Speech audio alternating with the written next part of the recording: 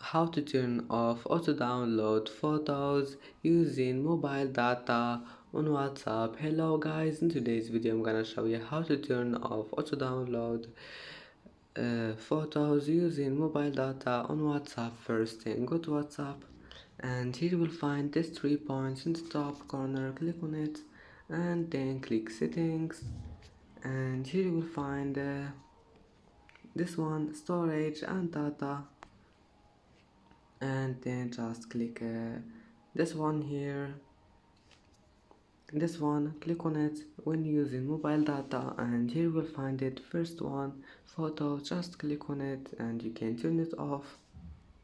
And that's it for today's video.